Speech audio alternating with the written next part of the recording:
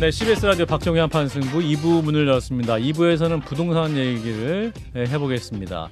김포시의 서울시 편입 문제, 또 정치권의 가장 큰 화두가 되고 있고, 이 부동산 문제도 기본적으로 우리 경제 핵심 문제 중 하나이기 때문에 또 내년 시장 전망까지 함께 짚어보는 시간 갖겠습니다. 부동산 트렌드 2024 신간을 내신 분이세요. 김경민 서울대학교 환경대학원 교수 모셨습니다. 어서 오십시오, 교수님. 네, 안녕하십니까. 네, 진 교수님과 김 소장님 인사 나눠주십시오. 안녕하세요. 안녕하세요. 자, 일단 이게 가장 궁금한 게 교수님 혹시 물어봐야겠다. 이 김포시의 서울 편입 문제. 지금 이제 뭐 국민의힘은 뭐 투기를 만들었고, 민주당은 또 맞불 정책 내놓고 있는데 이 문제는 어떻게 보십니까, 교수님? 그러니까 사실 이게 어떻게 보면 정치권에서의 화두로 등장을 한 거잖아요. 갑작스럽게. 근데 이제 그런 갑작스러운 상황을 차치하고 저 개인적인 의견입니다만 이게 그러니까 도시 공부하는 학자로서 그러니까 저는 약간 좀 긍정적으로 봐요. 우리가 고민을 해야 될 부분은 좀 있다고 생각을 해요. 그래요. 왜냐하면 이제 우리가 국가 대 국가로 경쟁하는 시대가 아니거든요. 우리가 대한민국이 중국이랑 경쟁을 하거나 미국이랑 경쟁을 하기는 힘들어요. 근데 서로 위시한 어떤 대서울 또는 수도권 안에서 어떤 서울을 포함한 어떤 정말 제대로 된 생태계가 있다고 하면은 서울이 상해하고 경쟁할 수 있고요.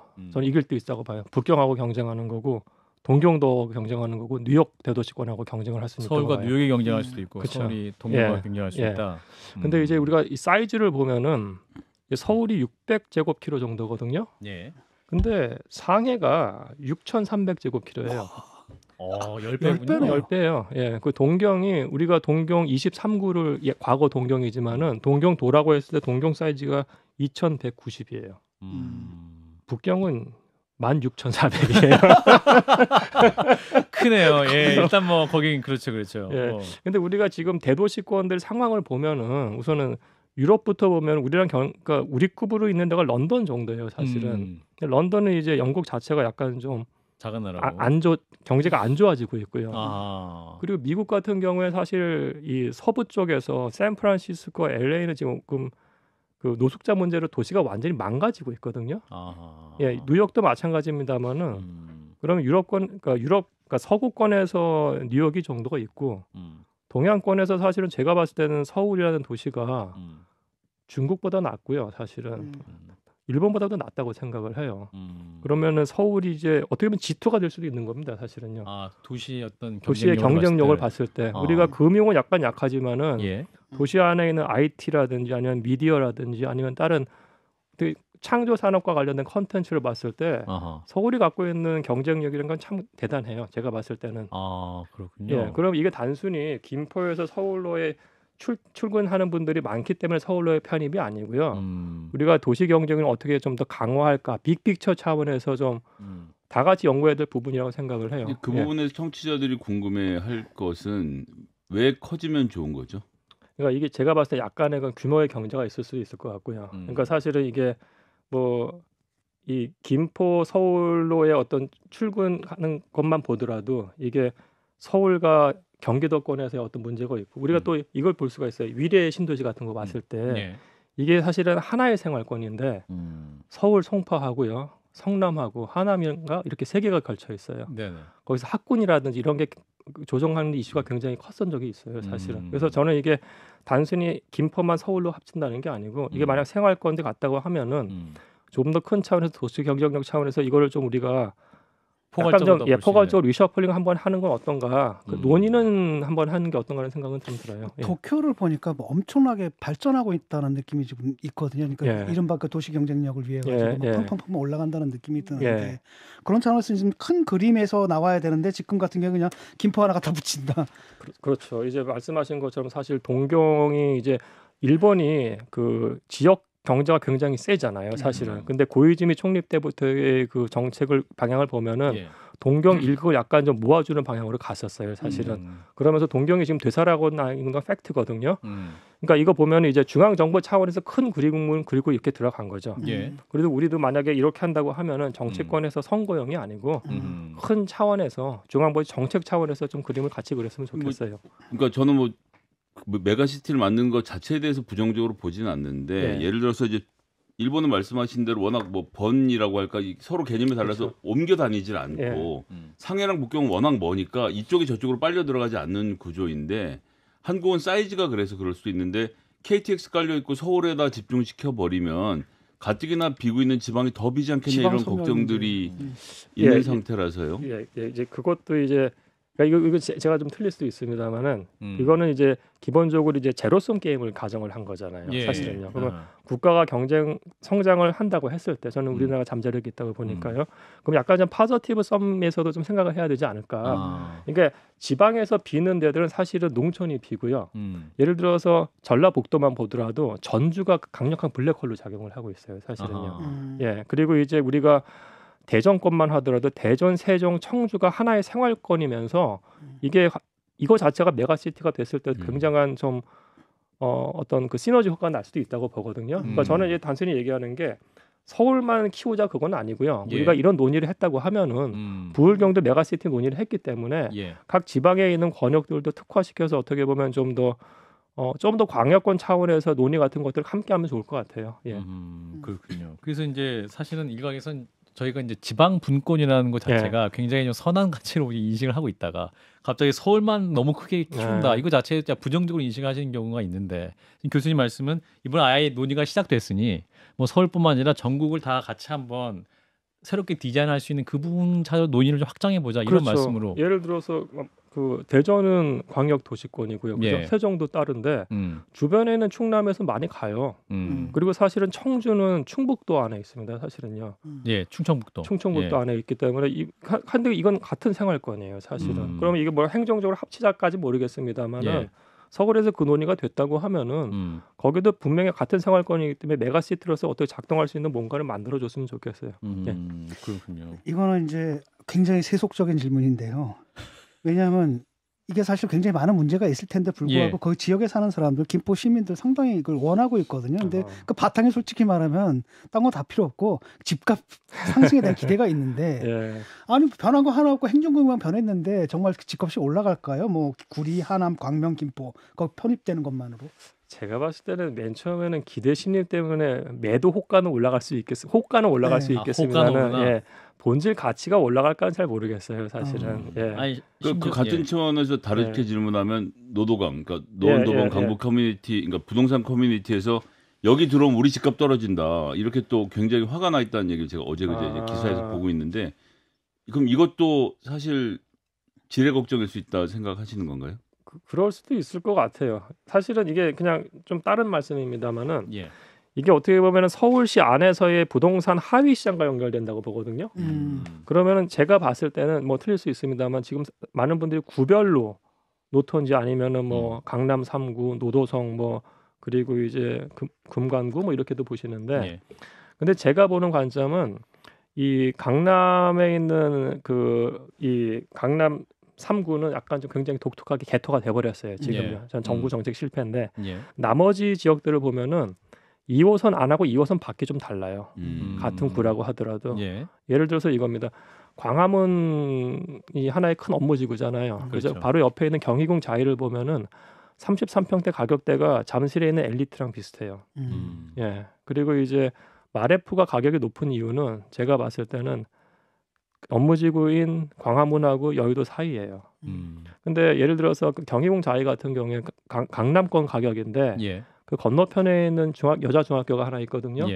폐교를 요청할 정도로 학군이 그렇게 좋지가 않아요. 그러니까 지금 제가 봤을 때 도시 안에서의 부동산을 움직이는 다이내믹스가 굉장히 바뀌고 있다는 것하고 그러면서 이게 제가 봤을 때는 이제 하위 권역이 굉장히 다르게 분화되고 있는 것처럼 보여요.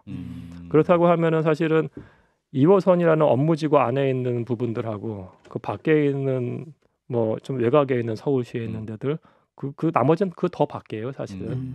그래서 제가 봤을 때 이게 서울시로 편입되기 때문에 가격이 오른다. 그건 좀 힘들지 차라리 않을까요? 5호선, 9호선 김포 시민들의 수건 사업이 이루어지면 오히려 그게 더 호재가 될 수 있는 거죠. 업무지구 접근성이 높아지기 때문에. 차라리 교통편이 나아지는 게 김포 시민들이 유리할 수 있고 오히려 근데 그거는 그분들 좀 해줘야죠. 워낙에 힘들게 출근하니까. 자, 일단 내가 살 때 했어야 되는데 과거 김포 시민의 얘기였습니다. 아직도 한이 많으신 것 같은데. 강해지더라고요. 자, 그럼 이제 우리도 어김없이 10월에 우리 김경민 교수님의 책이 나왔습니다. 부동산 트렌드. 이제 내년 2024 책이 나왔는데 2021년부터 이제 전망한 책을 내고 예, 있었던 맞습니다. 거죠, 그죠? 예, 맞습니다. 근데 그 대제의 책 내용이 다 맞고 있는 것 같습니다. 자평하신다면 어떻습니까? 뭐 결과적으로 맞 부분도 있고요. 예. 근데 예를 들어서 이제 저는 올해 이게 반등을 그렇게 빨리 할지 몰랐었기 때문에 제가 이제 거기서 2018년 4분기 가격까지 간다고 말씀을 드렸고 그거는 한 그러니까 올해 한 중반이나 하반까지 떨어지면서 바닥을 찍을 것 같았거든요. 예. 근데 그 가격까지 가고 그 바닥을 찍은 건 맞는데 그게 올 초가 될지는 몰랐어요. 그렇게 빨리 급락할지는 몰랐어요, 사실은. 그렇군요. 자, 이제 이게 저희가 이제 교수님의 특징이 여기 빅데이터를 기반으로 이렇게 이제 분석하시잖아요. 그게 이제 어떤 의미가 있는 것인지 이게 정보의 흐름이고 예측을 하는 모델이다. 그렇죠. 왜냐하면 데이터는 사실 거짓말을 안 하기 때문에 예. 이 빅데이터라는 게 기본적으로 전수 데이터거든요. 전수 데이터 안에 있는 흐름이라는 건 사실은 어떻게 보면은 팩트에 가까운 거죠. 그러니까 우리가 통계를 하는 이유 중에 하나는 과거에 전수 데이터가 너무 크고 그러니까 그 전수 데이터를 채집하기도 힘들었고요. 예. 데이터가 크다고 하더라도 그 안에서 패턴을 찾는 게 컴퓨터 역량 때문에 힘들었어요, 사실은. 그래서 우리가 통계를 하는 거거든요. 통계를 샘플해서 모수에 대한 이해를 하는 건데 이건 우리가 그냥 모수를 보는 거예요, 지금은. 그래서 이게 얘기가 좀 다릅니다. 전수조사네, 그러면 말씀하신 그렇죠. 대로. 예. 자, 그래서 이번에 나온 책의 부제는 서울 아파트 상승의 전조인데 이게 공급 부족을 굉장히 많이 말씀하시지 않으셨습니까? 예. 공급 부족이 굉장히 심각하다. 그래서 이 공급에 역점을 둬야 되고 이전에는 원래 대출 규제 같은 미시적 대응을 했기 때문에 문제였고 공급을 하지 못한 게 문제였다고 말씀하셨는데 그럼 이제 공급 부족이 상승을 이끈 것이다. 그러니까 우선은 이제 좀 제가 좀 명확하게 보고 싶은 부분은 이게 이제 공급 부족은 중장기적으로는 팩트고요. 다만 지금 이제 그 금리가 상승하고 있기 때문에 제가 봤을 때는 올해의 상황, 2024년의 상황은 상고하저일 것 같아요. 상고하저. 왜냐하면 금리가 이 상황에서 사람들이 추가적으로 주택 수요가 올라가면서 가격을 잡지는 힘들 겁니다. 근데 이제 이 금리라는 게 제가 봤을 때 내년 중반까지는 고금리 상황에 갈 것 같고 그렇게 본다면 2024년, 2025년이죠. 그러면은 그 부분은 좀 정체 또는 하락으로 들어갈 가능성이 좀 높다고 봐요. 내후년. 내년까지요. 내년까지. 이제 2026년부터는 상황이 좀 바뀔 것 같아요. 내년이 2024년이죠. 내년 2024년. 2024년은 좀 안 좋습니다만 25년부터는 아마 이 상황이 안정화될 거라는 가정하에 좀 공급 절벽 문제가 아마 대두될 가능성이 높습니다. 그렇군요. 어느 정도로 심각한가요? 가끔 신문에도 나긴 나는데. 그러니까 이건 그냥 제가 봤을 때 제 가정인데 우리가 이제 공급이라는 게 어떤 장기 균형 상태가 있다고 할 때요. 그러면은 이제 2010년대 매년 한 3만 5천 채 정도가 공급이 됐어요. 근데 사실 작년하고 올해도 1만 채 정도가 부족해요. 사실은 제가 봤을 땐 그렇기 때문에 각종 이벤트, 안 좋은 이벤트가 있음에도 전세 가격이 조금씩 오르기 시작하거든요. 올해부터요. 그 임팩트가 있고 내년하고 내후년은 한 2만 채 정도가 부족하고요. 3년 후에는 엄청난 수준으로 공급량이 없습니다. 아파트의 경우에. 그래서 이게 이 정도 수준이면 사실은 그 과거의 이 공급치보다도 가장 낮은 수준으로 한 2, 3년이 되는 거예요. 사실은요. 그래서 이거는 좀 계속 우리가 좀 주시해야 될 부분이라고 봐요. 공급 부족의 원인은 뭐고 대처는 또 뭡니까? 그러니까 제가 봤을 때 좀 이게 우선은 토지 가격이 안 싸지는 게 좀 커요. 토지 가격이 좀 싸졌다고 하면은 작년에 이제 PF 터트렸다고 하면은요. 그럼 토지 가격이 싸졌을 텐데 그때 이제 토지 가격이 안 싸지니까 못 들어가는 거고 이게 이제 빌라까지 못 짓게 된 상황이거든요. 그 상황이 있고요. 대처 방안은 뭐 제 책에도 조금 썼습니다만은 우리가 이제 이 지금 매매 시장은 사실은 기축 아파트 시장이잖아요. 이미 만들어진 아파트 시장에서 거래가 되면서 가격이 형성되는 거고요. 근데 이제 우리 분양 시장이 따로 있잖아요. 그죠? 물론 나중에 나오긴 합니다만은 기축 시장에 있는 관심을 분양 시장으로 지금 옮겨 버려야 돼요. 옮겨 버려야 되는데 그러면 이게 가격 메리트가 있어야 되는 건데 그러니까 쌓아야 되는 거죠. 기축 아파트보다 분양 아파트 쌓아야죠. 그러니까 모든 사람이 일로 와서 줄을 서야 되는 거죠. 그러면 기축 아파트 함께 내려갈 수도 있는 것이고. 그렇죠. 왜냐하면 거래가 안 되니까요. 거래가 안 되니까. 그러면 이제 그렇게 하려면 사실은 굉장히 저렴한 토지가 나와줘야 돼요. 근데 그렇게 저렴한 토지 나와주려면은 서울에 있는 국공유지 빨리 모아가지고 중앙정부랑 서울시랑 같이 좀 토지 인허가 빨리 하면서 분양 시장을 열어줘야 된다고 저는 개인적으로 생각해요. 교수님이 그래서 김포 어떤 메가시티 좀 긍정적으로 보신 게 서울의 영토 자체가 좀 넓어지면 싼 땅도 좀 나올 수 있어서 그런 혹시 계산을 하신 걸까요? 그건 아니고요. 그런 건 아니랍니다. 예. 서울에서 예. 저희가 생각해 볼 수 있는 큰 땅들은 그럼 어디를 좀 대표적으로 들어볼 수 있을까요? 그러니까 우선은 서울 의료원 부지하고요. 그리고 이제 용산 국제업무지구 저기다 구체적으로 알고 그리고 계십니다. 상암동에도 큰 땅이 있고 그다음에 이제 제가 봤을 때 강남 쪽에 뭐 많은 분들이 좀 동의 안 할 수도 있습니다만 그린 기능을 상실한 그린벨트들이 있어요. 그걸 조금이라도 모아가지고 해야 되는 거고. 그린벨트 해제 필요하다. 조금 일부요. 그다음에 다른 부분은 뭐냐면 서울시에서 지금 계속 그 신통기라고 해가지고 큰 개발하거든요. 그러지 말고 작은 개발 본인도 있어요. 모아주택이라고 가로수 정비사고 그걸로 지금 빨리빨리 할 수 있도록 길을 열어줘야 된다고 봐요. 또 교수님은 항상 또 말씀하시는 게 정부 주도의 거대한 리치를 만들어야 된다라고 말씀하시잖아요. 그 대책을 조금 더 말씀을 주시면. 그거는 사실은 이제 작년에 가격이 떨어질 때 정부 주도의 리치를 만들려고 한 거는 사실은 이유가 첫 번째는 우리가 이제 공공에서 임대료를 컨트롤할 수 있는 물량이 되게 작아요. 5%밖에 안 돼요. 근데 OECD 상위국 평균이 8%인가 그래요. 그러니까 우리가 다른 나라에 비해서 지금 너무 작기 때문에 이거를 만들어야 되는데 그렇다고 이제 LH하고 SH 보고 가서 지라고 하기가 힘들어요. 주민들 반대 때문에 안 되는 건 맞거든요. 그러면 거대한 정부 주도 거대한 위치에서 민간 아파트들 담아야 돼요. 근데 이게 재원이 없냐? 재원이 있어요. 왜냐하면은 주택도시기금이라고 있는데 거기에서 안 쓰는 돈이 29조 원이 있어요. 그 돈을 안 쓰고 예금에 넣어놔요. 그럼 그거 3조만 쓰고 그 3조를 갖고 부동산 투자법에 의하면은 그게 하나의 에쿼티가 되면은 10배를 튀길 수가 있어요. 그럼 그 3조 갖고 33조 원짜리 리츠가 만들어질 수 있는 겁니다. 그럼 이걸로 저는 이제 구축 아파트를 사자는 얘기였어요. 사실 갭 투자해서 작년에 가격이 떨어졌을 때 그러면 이거 자체가 가격 폭락을 방지를 했을 거고요. 가격을 상승했을 때도 얘가 이 안에는 공공주도의 임대 아파트이기 때문에 전세가를 마음대로 못 올리게 되는 거예요. 그러면 이게 전세가 폭등도 버퍼 역할을 할 수 있어요. 그러니까 지금이라도 안 늦었기 때문에 좀 만들었으면 좋겠어요. 왜냐하면 올해부터 내년까지 가격이 떨어질 수가 있기 때문에. 아니 저 여당과 야당 그리고 청와대 용산에서 좀 들어야 될 것 같아요. 특강을 많이 하셔야 될 것 같은데. 그래서 이제 교수님이 그 공급 부족 상태에서는 전세 가격이 계속 오를 수 있다는 거 우려를 많이 하시지 않습니까? 실제 통계 보면 서울 전세값이 24주 연속 오름세고 성동, 동대문 급등했다. 25개 자치구 모두 상승했다. 역 전세난 또 오게 될 수도 있겠네요. 그러면 지금 전세 상승이 실제로 나타나고 있고요. 많은 분들이 체감하고 있어요. 그러니까 제 제자들 중에서도 신혼집 구하는 친구들이 한 6개월 전하고 전세 가격 다르다고 해서 서울 외곽으로 나간 친구들이 오늘도 저랑 얘기를 했어요. 사실은 개인 컨설팅도 하시고 아니 그게 아니고요. 또 어디 사냐 물어봤는데 과거에 살려고 했던 집이 아니더라고요. 그래가지고 그게 이제 이영구 같이 하는 학생 아닙니까? 김 소장님. 빌라 시장 자체가 위축되는 것도 영향을 미치나요? 그럼요. 사실은요. 이제 빌라가 사실은 서울이 아파트가 50%고 비아파트 빌라가 50%예요. 경기도는 70%가 아파트입니다. 사실은요.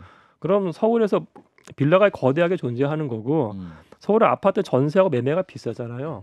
어쩔 수 없이 빌라에 사는 서민들이 계세요. 그러면 이 빌라도 우리가 인정을 해야 되는 거고 빌라도 공급이 들어가야 되는 게 맞습니다. 사실. 근데 빌라도 공급이 안 되고 있어요. 빌라는 저절멸 상태예요. 지금요. 빌라 포비아가 생겨가지고 빌라에 대한 공포가 있으면 전세 혹은 뭐게 다 잃을 수 있다는 그거 생겼기 때문에 이게 제도에 대한 신뢰가 좀 없는 상태 아니에요? 그러니까 그렇죠. 주택에 대한. 그러니까, 그것도 신뢰 회복도 중요하겠군요. 어떻게 정부가. 그러니까 신뢰 회복 중요하죠. 그러니까 사실은 며칠 지난주인가 지지난주에도 지금 그 수원에서 전세 사기 또 터졌잖아요. 사실은요. 그러니까 근데 이거는 법적으로 페널티 완전히 주고 이 문제를 해결한다고 했을 때 그러니까 빌라가 다시 안전한 자산이라고 생각을 하면은 빌라에 대해서도 누군가 수요가 들어갈 거예요. 그렇죠? 그러니까 지금은 이제 빌라를 못 믿으니까 할 수 있는 선택이라는 게 돈 더 내고 아파트로 가시든지 아니면 서울 외곽으로 가야 되는 건데 어쩔 수 없이 빌라에 살아야 될 분들이 계시거든요. 그럼 이 문제는 법적으로 좀 완전히 해결을 해주신다고 했을 때 살려고 했는데 빌라가 없다고 하면 빌라 전세 가격부터 올라가는 거죠. 사실은요. 그럼 그때는 빌라 전세 가격하고 아파트 전세 가격인데 비슷해. 그러면 아파트로 가는 거고요. 그러니까 지금 이게 공급 부족이 빌라하고 아파트 모두 나타나고 있기 때문에 예. 그 문제는 좀 심각합니다. 예. 예. 그래서 이제 전세제도 문제도 지적하시면 반전세 제도화가 좀 필요하다. 갭 투자 방지하기 위해서. 예. 이 말씀 잠깐 듣겠습니다. 반전세. 그 반전세 약간 월세 얘기인가요? 그러면 렌트. 그러니까 예. 지금 월세가 아니고요. 예. 월세, 그러니까 전세가 있고 월세가 있잖아요. 그렇죠, 근데 그렇죠. 우리가 생각하는 월세라는 거는 뭐 300에 5천이 월세인 거고요. 그죠? 그렇죠. 근데 뭐 200에 한 3억은 반전세 거죠. 보증금 좀 얼마 넣고. 그렇죠. 예. 그러면 이제 전세가 지금 그 갭 투자 수단으로 가능성이 제가 봤을 때 굉장히 많은 게 지금 외부에서 이벤트가 많기 때문에 가격은 떨어질 거란 말이에요. 근데 지금 서서히 전세 가격은 올라가고 있어요. 그럼 예. 이게 붙는 순간 갭 투자가 나타나거든요. 예. 그럼 이거 방지하려고 하면은 그 갭 전세 가격 전세를 반전세화를 계속 바꿔줘야 된다고 생각을 해요. 예. 그러면 뭐 제가 봤을 때는 이런 것 같아요. 우리가 그러니까 프라퍼티 테크놀로지라고 이런 영역의 회사들이 존재를 합니다. 거기서 이제 AVM이라고 그 오토매틱 밸류 머신 그런 기능이 있어요. 각 모든 집들을 그 밸류에이션을 해주는 거예요. 예. 저희 연구실에서도 사실 서울시에 있는 전체 토지 밸류에이션 하는 논문도 썼어요. 그러니까 그 회사들이 했을 때 이거 버튼 누르면 다 돼요. 물론 이제 실제 가격에 대해서 약간의 그 변동폭은 있겠죠. 그래도 우리가 여러 기관에서 했다고 하면은 평균적으로 봤을 때 대충 맞아 들어갑니다. 사실은요. 그러면 그 가격 대비 반 정도까지만 전세하고 나머지는 월세로 두 분이서 딜을 해서 이렇게 하라는 게 제 취지였어요. 예. 그렇군요. 자, 내년 부동산 시장 전망 잠깐 들었는데 지금 청취자 질문. 민주당에서 권역별로 메가시티 고민하자고 제안했는데 이건 어떻게 평가하시? 현실성. 요거는 민주당에서 권역별로 메가시티를 고민하자. 이제 부울경, 세종. 부울경에서 예. 그거 아까 제가 말씀드린 그건 비슷한 것 같아요. 비슷한 것 같아요. 예. 근데 이제 큰 틀에서 비유. 큰 틀에서 비슷하고요. 그러니까 이거를 이제 정치권의 그 진영 논리가 아니고 지역의 발전 차원에서 우리가 다 같이 고민할 문제라고 봐요. 예. 큰 틀에서 함께 논의하자. 예. 한 2분 남았는데요. 그래도 저희가 내년 부동산 시장 큰 빅피처 그림을 우리 청취자 여러분께 그래도 이제 매수 타이밍은 언젠가 뭐 이런 사야 부분들. 됩니까? 말아야 됩니까? 너무 세상적인 질문을 사야 됩니까? 그래도 최고 전문가께 그래도 한번 또 고견을 듣도록 하겠습니다. 예. 근데 이거 사실은 근데 이제 불확실성이 너무 많기 때문에 예. 제가 봤을 때 시점이 문제가 아니고요. 상황이 문제인 것 같아요. 상황이 문제. 예, 이게 불확실적인 상황 자체가 좀 정리가 될 필요가 있다고 봐요. 예. 그러니까 예를 들어 가지고 뭐 제 책 한 제가 8월에 썼습니다만 그때 이스라엘 하마스 전쟁 날지 누가 알았어요, 사실은. 그죠? 근데 이게 진짜 장기화되고 문제가 심각하다고 하면은 미국이 이스라엘 핀 든다고 하면 국채를 더 발행할 텐데 그러면 채권 가격 떨어지고 금리가 또 올라갈 거잖아요. 그럼 또 얘기가 또 달라지는 것이어서 그러니까 이런 그러니까 대외적 요인에서 이제 미국에서 이제 채권 가격 그다음에 기준금리를 어떻게 올리느냐 내리느냐 어저께 약간 좀 희망적 메시지는 나왔습니다만은 그게 어떻게 되느냐 그리고 이제 그거에 따라서 한국도 이제 PF 사태가 어떻게 되느냐 제가 봤을 때 최소한 내년 중반까지는 좀 보셔야 될 것 같아요. 이 상황이 정리되는 거. 예. 그 다음에 이제 고민할 시점인 것 같아요. 예. 내년 중반까지 그러면 어떤 대외적 요인이 어떻게 정리되느냐 또 우리 국내의 또 금리 상황과 그렇죠. 또 대외적인 뭐 전쟁 문제도 어떻게 정리되느냐 이 문제도 굉장히 중요할 중요하겠군요. 것 같습니다. 예, 그 미국에서 그 기준금리 그 동결한 문제는 그러면 미국도 이 상황 자체가 올릴 상황 아니다 이렇게 판단한 거군요. 그러면 그렇죠. 리스크가 크니까요, 사실은요. 예, 그러니까 그것도 약간 재미있는 게요. 예. 이스라엘 하마스 전쟁하는 것처럼 딱 나오자마자 그 다음 날 채권 금리가 완전 히 올라가 버렸어요. 네. 근데 그 다음 날 연준에서 위기다, 우리 내릴 것 같은 메시지 하니까 또 채권 금리가 또 확 떨어졌어요. 이게 그러니까 지금 상황이 굉장히 유동적인 겁니다, 사실은요. 예. 그렇군요. 이해가 안 가는데, 근데 일본은 그렇게 금리가 낮죠? 근데 일본이요 거의 마이너스 기준금리 하다가 지금 일본이 거의 채권금리 0.8까지 올라가가지고 거기도 올라가긴 한 대단하게 겁니까? 올라간 겁니다. 그거 대단하게 오는 거예요. 원래 마이너스 금리였으니까. 4% 5% 이러니까 뭐. 그리고 일본이 굉장히 많이 오른 겁니다. 예. 자, 내년 부동산 시장 전망 좀 짧게 해봤는데 일단 내년 중반까지 일단 대외적 요건을 보시는 게 좀 필요하겠다라고 또 교수님이 정리를 해 주셨습니다. 자, 일단 오늘 여기까지 말씀을 듣고 다시 또 이슈 생기면 모셔서 말씀 듣겠습니다. 네, 부동산 트렌드 2024의 저자이신 서울대학교 환경대학원의 김경민 교수였습니다. 고맙습니다. 네, 감사합니다. 좋아요, 구독, 알림 설정.